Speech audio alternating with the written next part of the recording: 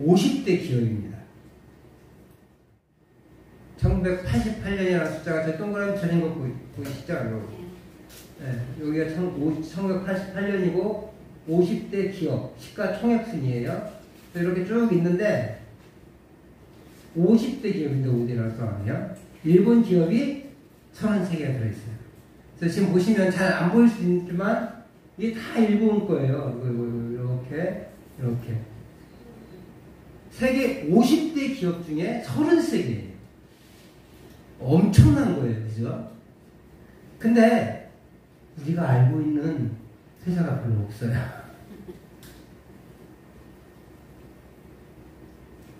심지어 여기까지가 20인데요. 이 20위권 안에 일본 기업이 16개가 들어있어요. 어마어마하죠.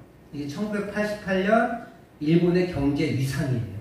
세계 1위 기업도 일본이었고 시가총액이에요. 그 다음에 세계에서 20위권 안에 있는 대학 그 기업 중에 16개, 4개를 제외하고 16개가 일본 기업이었다는 거예요. 실로 일본의 경제가 어마어마했음을 보여줍니다. 그런데 2023년 현재 세계 기업을 주름잡는 일본 기업은 거의 없습니다. 다 망했어요. 요즘 우리에게 기업들은 이름이 가끔 있긴 있어요. 가끔 있긴 있는데, 뭐, 토요타, 이런 정도는 기업되고 있죠. 자동차 회사가 워낙 유명하니까. 지금도 토요타 회사는 세계에서 가장 많이 파는 그 차량을 보유하고 있을 정도로 잘 나갑니다. 그러니까 대부분의 회사들은 망하거나 쪼그라들었어요. 1991년 이후에 일본의 기업이 급격히 하락합니다. 버블 경제가 파괴가 된 거예요. 이 거품 경제가 거품이 사라져버리게 된 거예요. 그래서 급격히 쪼그라들기 시작해서 1997년부터 2007년까지 너무너무 어려웠던 거예요. 그래서 잃어버린 10년이라고 불러요. 일본 경제에 잃어버린 10년이다. 그러면 지금 좀 괜찮냐? 안 괜찮아요. 97년부터 2007년까지가 너무너무 힘들어서 잃어버린 경제라고 10년이라고 얘기하지, 지금 역시 일본은 굉장히 어려운 상황에 처해서 그렇게 살아가고 있어요. 그래서 일본을 보면 처음에는 좀 선진국처럼 보였는데 지금의 행태를 보면 너무 수치스러울 정도로 퇴보되어 있는 모습들을 보게 되는데 이 경제가 너무 힘들어져서 그래요. 근데 우리나라는 뭐 괜찮았냐? 그렇지 않아요. 우리나라도 97년에 IMF 국제금융을 받게 되잖아요. 그래서 너무 어렵습니다. 사실은 이 동아시아 쪽이 90년대 초반부터 어려움을 겪기 시작합니다. 그래서 일본도 91년 이후에 어려졌다가 97년부터 잃어버린 10년이 시작된다고 하잖아요. 그래서 90년대 그 그간부터 이렇게 동아시아 경제가 굉장히 어려워져서 97년에 그렇게 클라이막스에 달해서 우리나라도 97년 말에 IMF가 터졌고 98년도에 그렇게 국제금융으로부터 그 원조를 받게 된 거예요. 근데 우리나라가 뭐 전조증상이 없었냐? 그렇지 않아요. 많은 전문가들이 경고가 있기도 했습니다. 하지만 더 많은 전문가들이 괜찮다 그랬어요. 그리고 무엇보다도 무능한 정부가 이를 휴시했어요. 왜냐하면 대통령이 워낙 칼 같은 대통령이니까 자기가 뭐 잘못된 걸 보고하면 바로 잘릴까봐 이 나쁜 것들이 휴시했어요. 사실들을 보고해서 경제 관료들이 다 나와가지고 대책을 결국 해야 되잖아요. 근데 자기 목숨을 유지하기 위해서 쉬쉬한 거예요. 보고가 제대로 안 들어갔어요. 그래서 더 큰 게 터진 겁니다. 그러다가 하루아침에 국가부도 사태가 벌어진 겁니다. 근데 있잖아요. 신앙생활도 이래요. 신앙생활도 갑자기 위기가 찾아옵니다. 경제도 마찬가지지만 신앙도요, 위기의 전조 증상들이 있습니다. 그런데 경제 위기에도 전조 증상을 알아채지 못했듯이 일부 몇몇 학자들이 경고를 하지만 대부분의 학자들은 괜찮아라고 하듯이 우리 신앙생활도 마찬가지예요. 특히 유대가 망할 때, 남유다가 망할 때 많은 선지자들이 괜찮아 예루살렘 성전인데 어떻게 망해 우리가 그래요. 예레미야가 아무리 외쳐도 듣지 않는 거예요. 왜요? 예루살렘 성전이 있다고 하나님이 함께 하실 때 망할 수가 없다고 하는 사람들이 훨씬 더 많았거든요. 심지어 예레미야를 어떻게 해요? 웅덩이에 빠뜨리기도 하고 잡아서 죽이려고 하기도 하고 그렇습니다. 결국 예레미야를 죽이진 못했지만 그렇게 망해가는 나라의 경고를 무시하고 나쁜 말 한다고 해서 듣지 않고 쫓아내고 감옥에 가두고 심지어 마른 웅덩이에 빠뜨리기도 하고 그렇게 말을 듣지 않는 거예요. 신앙의 전조증상을 왜 알아차리지 못할까? 신앙의 위기의 전조증상을 왜 알아차리지 못할까? 왜 그러냐면 신앙의 호황기, 신앙의 안정기에 접어들면요 하나님을 찾긴 찾아요. 감사하잖아요. 그러니까 하나님 찾고 예배도 잘 드리고 헌금도 많이 합니다. 하지만 하나님께만 만족하는 것이 아니라 내 자신의 삶에 만족하기 때문에 그런 위기의 전조증상을 알아차리지 못하는 겁니다. 그러다 보니 위기에 대한 준비를 하지 않게 되기 때문입니다. 평강할 때, 일이 잘 풀릴 때 우리는 미래를 대비하지 않습니다.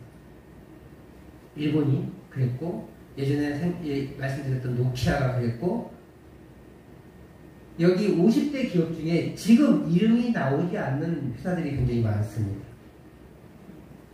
그때는 잘 나가서 세계 굴지의 회사가 되었었는데 기술 개발이나 이런 것들을 대비하지 않은 기술의 변화를 대비하지 않거나 안일하게 대비한 회사들이 다 망해 나갔어요. 그런데 빠르게 그 위기를 겪긴 겪어요. 근데 빠르게 회복하는 회사들도 있습니다. 우리나라도 사실은 굉장히 빠르게 조기 졸업을 선언했어요.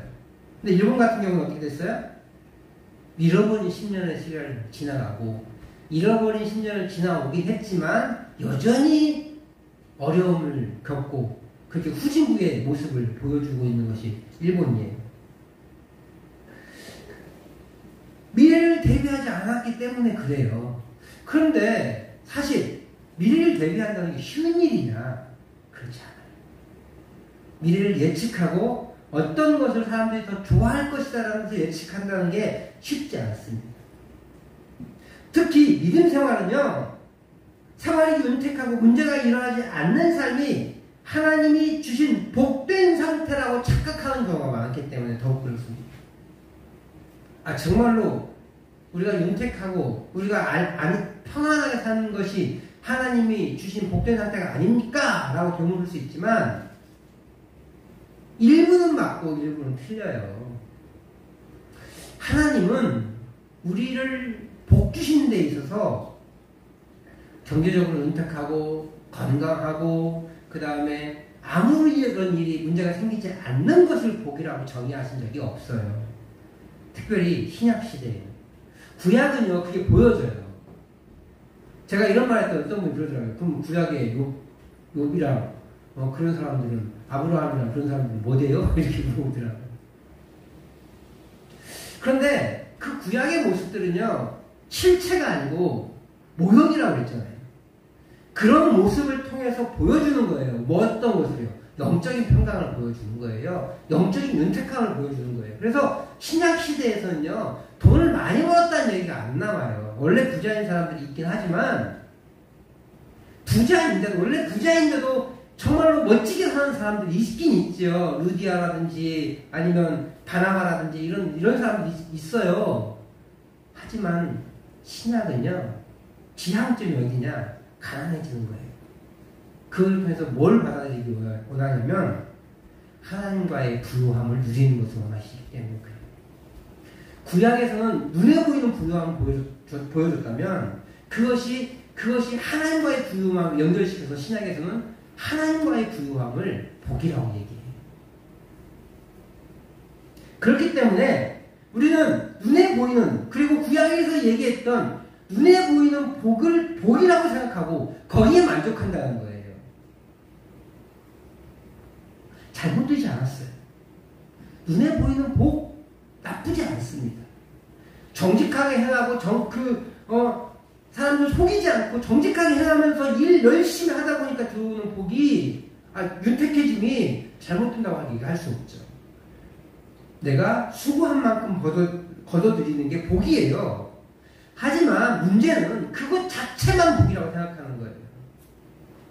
그 영광을 하나님께 올려드려야 되는데, 그리고 그렇게 주어진 그 윤택함들을 하나님을 위해서 사용해야 되는데, 나를 위해서 사용하면서 나 복받았어 하면서 자랑하고 사람들을 멸시하고 이렇게 되어버리니까 문제가 되는 거예요. 결국은 하나님 어떻게 하시겠어요? 그 복을 걷어가시죠. 그게 이 사람의 영혼을 망치기 때문에. 하지만 무엇보다도 위기를 어떻게 대처하냐가 굉장히 중요해요. 윤택함 때문에 위기가 올 수 있어요. 위기는 안 오는 게 좋은 게 아니라 위기는 와야 해요. 특별히 신앙적인 면에서는 더욱 그래요. 하나님은요, 위기를 통해서 영적인 성장을 마련해 주시기 때문에 그렇습니다. 그래서 위기가 없으면 영적인 성장이 일어날 수가 없어요. 크든 작든 우리에게는 모두 위기가, 영적인 위기가, 신앙적인 위기가 옵니다. 하나님을 의심하고 하나님 나 사랑하시는가라는 그런 의심이 들게 만들고, 하나님 나 복 주신다고 하셨는데 이게 무슨 복이야 라고 하는 원망이 드러나고 있을 수 있습니다. 근데 어떻게 대처하느냐. 일본과 한국 둘 다 위기 경제를 느꼈잖아요. 위기가 왔어요. 전조증상을 경고하는 경제 전문가들이 있었어요. 무시했습니다. 그리고 닥쳤어요, 위기가. 그런데 어떤 나라는 잃어버린 10년을 지나갔고, 여전히 지금도 어렵고, 어떤 나라는 IMF 조기 졸업이라는 명예로운 훈장을 받기도 합니다. 물론 IMF 조기 졸업이 다 문제가 해결됐다 이런 말은 아니에요. 하지만 국가 구조 사태를 생각보다 빠르게 벗어났다는 거예요. 위기의 순간에 어떻게 대처하느냐에 따라서 달라졌어요. 신앙도 마찬가지. 위기가 옵니다. 위기가, 그리고 다시 한번 말하지만 위기가 와야 합니다.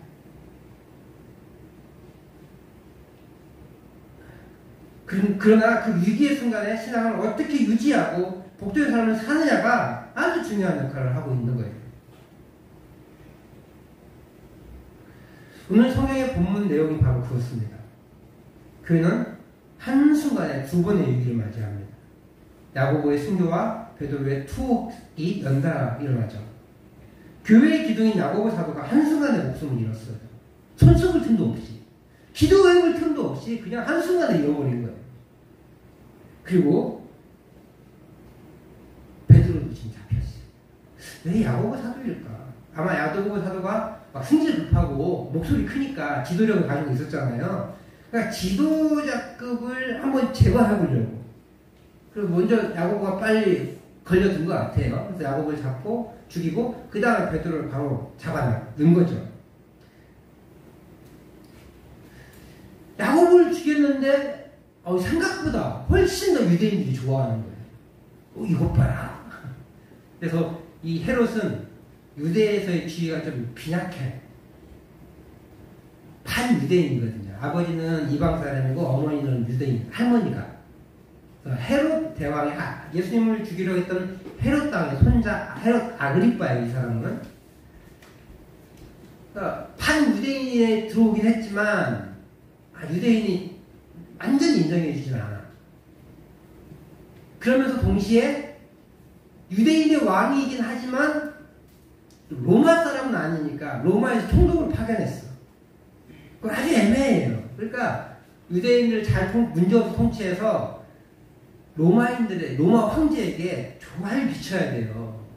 근데 유대인들이 생각보다 이 야고보 죽인 걸 너무 좋아하는 거죠. 그래서 또 죽여봐야겠다 싶어서 베드로를 잡은 거예요.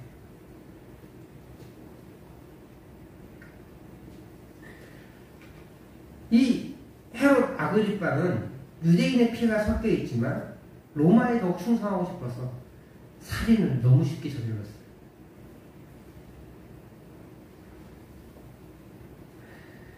그것이 세상 사람들의 방법인 것 같아요. 나를 죽여서라도 내가 나의 지위를 유지해야겠다.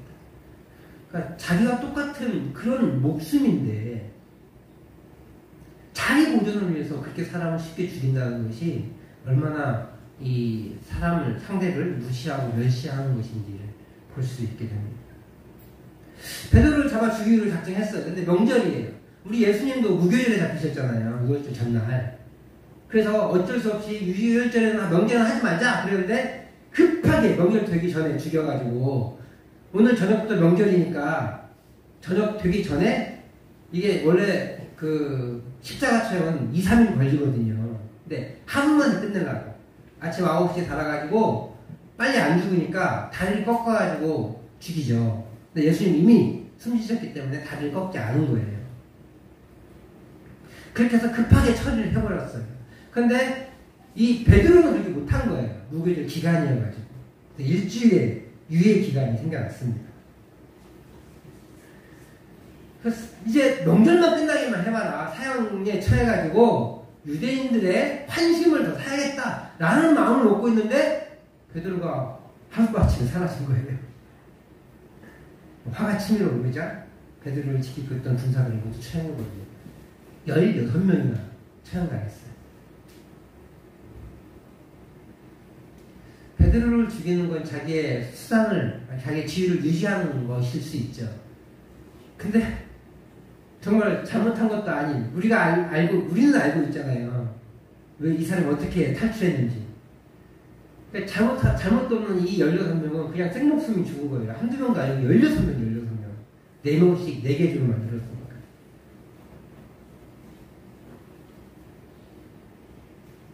얼마나 자신의 부귀 영화에만 관심을 가지고 자신과 똑같은 목숨을 가지고 있는 사람들을 파리 목숨으로 여기는 잔인함이 있는지 우리가 알 수 있어요. 근데 중요한 것은요, 여기부터요. 중요한 것은 언제 이 일이 일어나느냐예요. 교회의 고난이 언제 일어나느냐. 1절 말씀을 같이 한번 읽어보도록 하겠습니다. 1절 말씀 시작. 그때 헤롯 왕이 손을 들어 교회 중에서 몇 사람을 해하려 하여. 그때 언제냐면 11장 30절로 가죠. 바나바와 사울이 안디옥 교회에 구제금을 가지고 헌금을 가지고 예루살렘에 방문할 때 그때 좋은 일이 일어났어요. 좋은 일이 일어난 직후예요. 그래서 온 교회가 이방인 교회든 유대인 교회든 온 교회가 하나 되어가지고 얼마나 감사한지 그렇게 보내는 믿음의 호황기 때 그때 일어나는 거예요. 우리나라 말에 호사다마라는 말 있잖아요. 좋은 일이 많이 생기면 막아 낀다 이런 말이죠. 그렇게 좋은 일이 있을 때 막아 낀 모습을 보여주는 거예요. 그러므로 우리는요, 즐거운 일이 있을 때 우리는 기도해야 합니다. 야고보서 5장에 보면은 야고보 장로님이 고난당할 때 기도하고 즐거울 때 찬송하라고 했어요. 맞아요. 그러니까 근데 우리는 그렇게 해요, 솔직히. 그렇잖아요. 우리가 어려움을 당할 때 하나님 살려주세요 기도하잖아요. 이건 일상적인 일이에요. 그런데 진짜 기도는 어디서 나오느냐? 즐거울 때 하는 기도예요. 즐거울 때도 여전히 영적인 촉각을 세우고 하나님께 기도하는 거예요. 어려운 일이 안 생기도록 기도할 것이 아니라 생길 수 있다는 거예요. 어려운 일이 생기더라도 하나님의 뜻 안에서 잘 견디게 해달라고 기도해야 합니다. 하나님 막아 끼지 않게 해서 이런 기도도 필요합니다. 하나님 우리 가정 가운데 어려운 일 생기지 않게 하시고 형통케 하시고 평안케 하옵소서 필요합니다. 근데 더 중요한 기도가 뭔지 아세요? 그리고 믿음이 진짜 드러나는 믿음은 진짜 믿음인지 아닌지 드러나는 것은 위기의 순간에 어떻게 대처하느냐예요. 여러분 아주 싼 차 1000만원짜리 차도요 고속도로를 100km, 150km 달리는데 어려움 없습니다. 달릴 수 있어요. 근데 경차 가지고 150km 달리면 차가 흔들리거든요. 무엇보다 그 브레이크를 잡아야 될 때 경차는 쭉 미끄러집니다. 좋은 차는 ABS라는 시스템이 작동이 돼요. 탁 떨면서 빠르게 멈춥니다. 미끄러지지 않고. 어쩔 수 없이 충돌이 팍 일어납니다. 경차는 부서집니다. 찌그러지죠. 근데 좋은 차는 버텨집니다. 잘 달리는 차가 좋은 차예요? 아니요. 위기의 순간에 잘 견디는 차가 좋은 차예요. 신앙도 마찬가지예요. 부귀 영화를 누리는 신앙이 좋은 신앙이 아니라 위기의 순간에 믿음을 가지고 버티는 신앙이 좋은 신앙이라는 거예요. 하나님은 그걸 원하세요. 그래서 우리에게 위기라는 것을 주십니다. 그래서 즐거운 일이 있을 때 고난도 닥칩니다. 그래서 하나님은 어떤 방법을 주셨느냐? 기도하는 방법을 주세요. 야고보 사도를 허망해 보낸 교회는 연이어 닥치는 환난에 정신을 차릴 수가 없습니다. 교회의 수장인 베드로마저 감옥에 갇혔고 단순히 갇힌 게 아니라 명절만 끝나면 사형당할 위기에 처한 순간으로 갇혀 있습니다. 그러니까 사형수로 갇혀 있는 거예요. 사실 기나긴 흉년을 지나고 고생했던 것이 그나마 안디옥교의 도움으로 이제 한숨 돌리는가 했는데 야고보 사도가 죽고 베드로 사도는 갇혀있고 정신을 차릴 수 없는 지경에 이릅니다. 머피의 법칙이라고 하죠. 위기는 어려움은 연속적으로 닥치는 거예요. 그래서 정말 위기감이 갑작스럽게 고조됩니다. 그래서 교회는 기도합니다. 다행히 베드로에게 일주일의 시간이 주어졌어요. 교회가 한마음 품고 기도할 기회가 생긴 겁니다. 그렇게 그들은 힘을 다해 사역을 다해 기도하기 시작했습니다. 사랑하는 성도 여러분, 오늘 우리 교회가 우리의 삶에 연속적으로 환난이 몰려올지라도 그것은 우리를 정신 차리고 신앙생활을 하라는 경고일 것입니다. 우리가 정신이 혼미해진 상태로 그대로 흘려보내는 것이 아니라 하나님의 뜻을 구하며 그 뜻을 알아가는데 최선을 다해야 합니다. 베드로전서 4장 7절 말씀에 보면 베드로 사도가 이렇게 얘기해요. 우리 같이 베드로전서 4장 7절 말씀 읽어보도록 하겠습니다. 같이 읽습니다. 시작. 만물의 마지막이 가까웠으니 그러므로 너희는 정신을 차리고 근신하여 기도하라. 만물의 마지막이 가까워졌으니까 정신을 차리래요. 근신하래. 그리고 기도하래.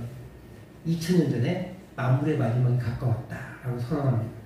2000년이 지난 이 시점은 만물의 마지막이 더 가까웠죠. 사실 근데 그때나 지금이나 만물의 마지막을 살고 있어요. 예수님의 초림부가 다 만물의 마지막이에요. 만물의 마지막의 완성은 예수님의 재림이거든요. 그 초림과 재림 사이가 만물의 마지막이에요. 2000년이니까 짧지 않죠. 앞으로 언제 올지 몰라요. 내일에 올지, 내일 올지, 아니면 아직도 2000년을 남아있지, 아니, 어쩌면 2만 년이 남아있을지 몰라요. 알 수 없지만, 우리는 예수님 다시 오시는 그때까지의 만물의 마지막을 살아가고 있어요. 근데, 베드로 사도는요, 자기가 죽기 전에 올 거라고 믿었어요. 예수님이 약간 헷갈리게 말씀하셨거든요. 그래서, 만물의 마지막이 진짜, 예수님이 다시 오시면 진짜 가까워오는 줄 알았어요.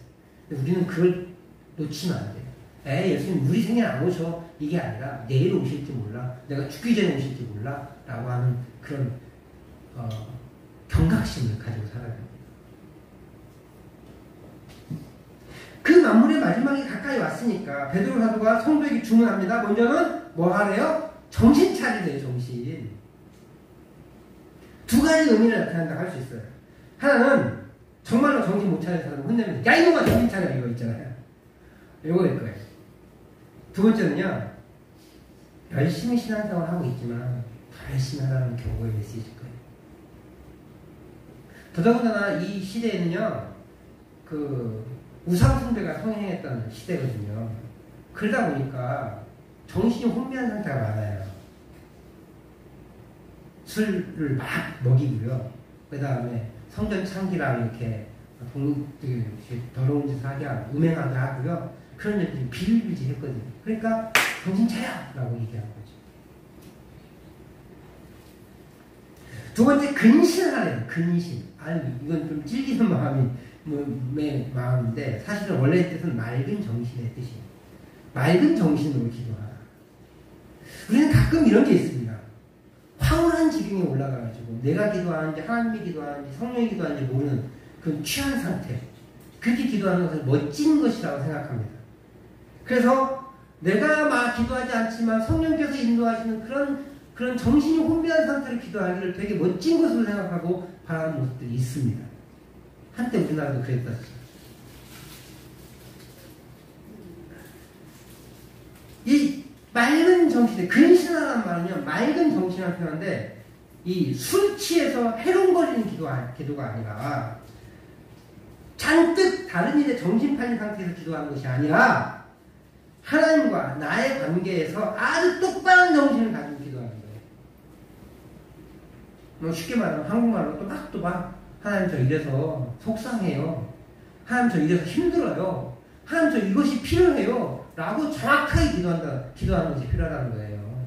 그러니까 근신하라니까 뭐 아무것도 안 하고 주눅든 상태에서 하는 말이 아니라 원래의 뜻은 맑은 정신이에요. 맑은 정신.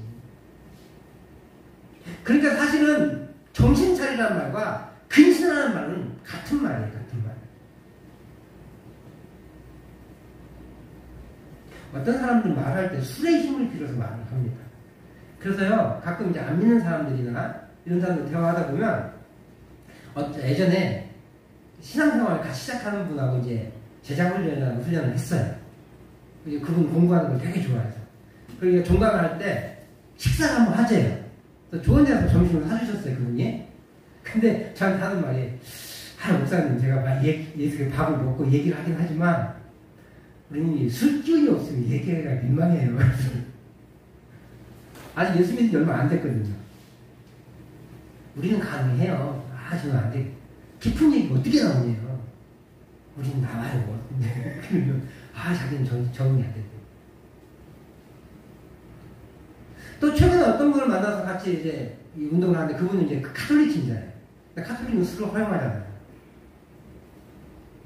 근데 우리는 재밌게 얘기하고 있는데, 자기는 술이 없으면, 얘기가 재미가 없대. 우리 얘기 잘 하잖아요. 술이 들어가야 더 재밌대. 속 깊은 이야기를 술의 힘을 빌어서 가능하다고 생각하는 거예요. 정신이 혼미한 상태. 우리의 기도가요, 그렇게 정신이 혼미한 상태에서 다른 잡생각에 잔뜩 빠져서 하고 있지는 않은지. 기도는 우리의 요구를 관철시키는 도깨비 방해가 아니에요. 램프의 요정의 진이가 아닙니다. 기도는 하나님과의 관계를 맺어가는 영적인 대화예요. 그럼 생각해보세요. 우리 입장에서 술 취한 사람이 해롱거려서 막 얘기하는 걸 우리가 듣겠어요? 우리는 안 듣죠. 그렇잖아요? 술 취한 사람끼리 해롱거리면서 얘기할 수 있죠. 그리고 해롱거리고 무슨 얘기했는지 기억도 못할 때도 있고. 자신의 속마음을 표현할 수가 없으니까 그냥 술의 힘을 빌려서 막 퍼붓고 상처가 받든 말든 퍼붓고 끝내는 사람도 있어요. 잘 해결될 때도 있어요. 그래서요, 어떤 사람들은요, 싸우면, 기독교인들이 싸우면 제일 오래 간대요. 안 믿는 사람들은 술 먹고 싸우면서 푼대는 거야. 우리는 근데 그걸 못해, 오히려. 그러니까 차라리 믿는 사람들은 더 한 번 싸우면 오래 간다고 그런 사람도 있어요.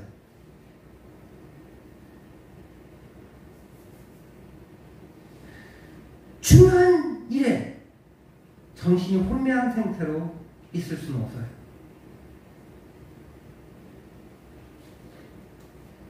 그래서 베드로 사도는 기도할 때 정신을 차리고 근신해서 기도하라고 하는 겁니다. 똑같은 말이라고 했죠? 맑은 정신을 가지고 기도하라는 겁니다.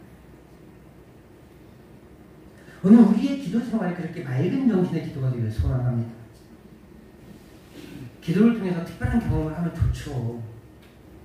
환상적인 경험을 하는 거 힘이 됩니다. 기도할 용기가 생겨나죠. 혼미한 상태를 경험하려고 하는 분들이 많이 있어요. 그게 어떤 특별한 경험이라고 생각하고. 물론 하나님이 그런 황홀한 경지에 오래 하실 수도 있습니다. 잘못되지 않을 수도 있어요. 물론 베드로 사도든지 바울 사도도 경험합니다. 그래서 3층 천에 올라갔다라는 표현을 쓰죠.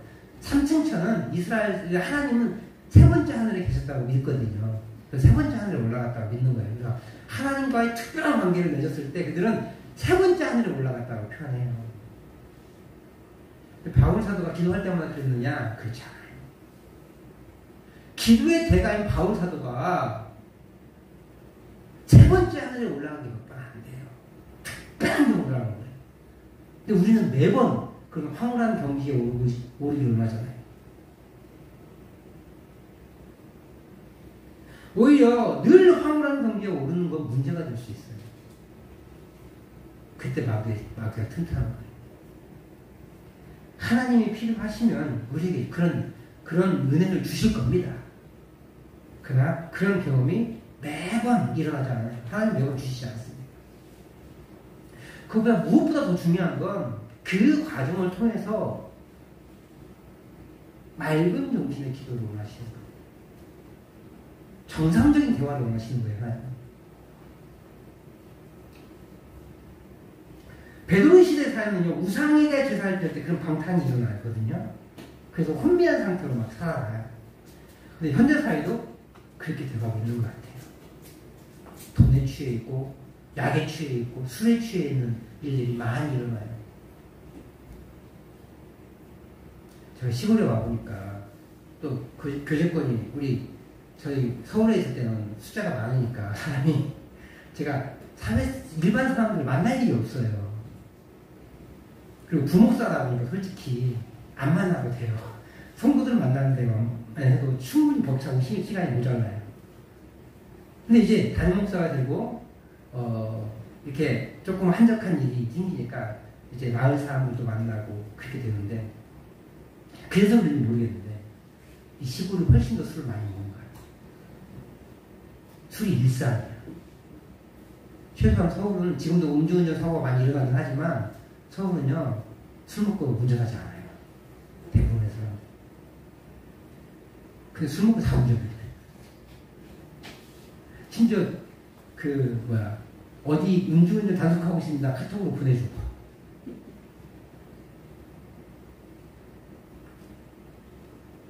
시골에 훨씬 더 많이 마시는구나라는 걸 깨달아요. 그런 사회가 되어가고 있는 거예요.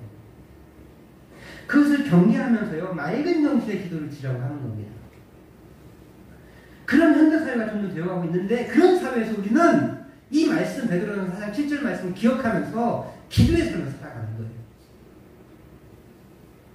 또박또박 한마디 한마디의 말로 우리의 삶을 고백하고 우리의 소원을 아릴 수 있길 바라요. 그 잘못된 기도 아니에요. 안 되는 기도 아니에요. 하나님은 오히려 기뻐하시는 기도예요. 그렇게 하나님과의 관계를 유지해 나가는 거예요. 언제요? 평안할 때. 내 삶에 아무런 문제가 일어나지 않을 때. 왜요? 위기 때는 어차피 기도하니까. 그렇잖아요. 하나님 그 위기의 순간에 기도하게 하시고 그렇게 오셨어요. 근데 그 위기의 순간에 흔들릴 때가 있잖아요. 근데 위기가 없을 때, 평안할 때 기도가 위기를 이길 수 있는 원동력이 되거든요. 위기의 순간에 흔들림을 적게 만들 수 있는 그런 힘이 되거든요. 걱정이 있을 때 우리가 기도합니다. 기도해야 합니다. 그러나 오히려 즐거울 때 우리는 기도할 수 있어야 합니다. 그렇게 맑은 정신을 가지고 우리가 하나님께 나아가고 하나님과의 교제가 깊어지기를 주의 이름으로 축복합니다. 기도는 뭐라고요? 하나님과의 관계를 맺어가는 영적인 대화입니다. 영적 대화에 술 취한 상태에서, 어떤 근심에 잔뜩 취한 상태에서 할 것이 아니라 오히려 이렇게 하나님과의 관계를 정상적으로 맺어가는데 충분한 은혜가 있을 때 더 깊은 기도가 일어나기를 다시 한번 주의 이름으로 축복합니다.